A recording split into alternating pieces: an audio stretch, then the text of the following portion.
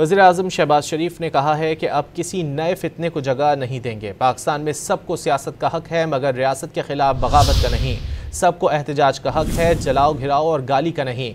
जिन्ना sports complex Islamabad में यौम आज़ादी और मार्का हक में फ़तह की तकरीब से खिताब करते हुए वज़ीर-ए-आज़म ने तमाम सियासी जमातों, स्टेक होल्डर्स और सिविल सोसाइटी को मीसाक मईशत का हिस्सा बनने की दावत दे दी। में सबको एहतजाज का हक है, मगर जलाओ घिराओ का नहीं। तनकीद का हक है, मगर तौहीन और गाली का नहीं। सियासत का हक है, मगर रियासत के खिलाफ बगावत का नहीं। और इसको हम किसी सूरत भी इसको पनपने नहीं देंगे।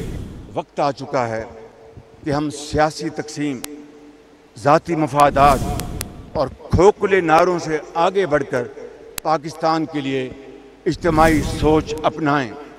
आज के इस अजीम दिन में मैं तमाम सियासी जमातों, स्टेक होल्डर्स और सिविल सोसाइटी को मीसाके इस्तेकाम पाकिस्तान का हिस्सा बनने के लिए एक मरतबा फिर खलूसे दिल से दावत देता हूँ।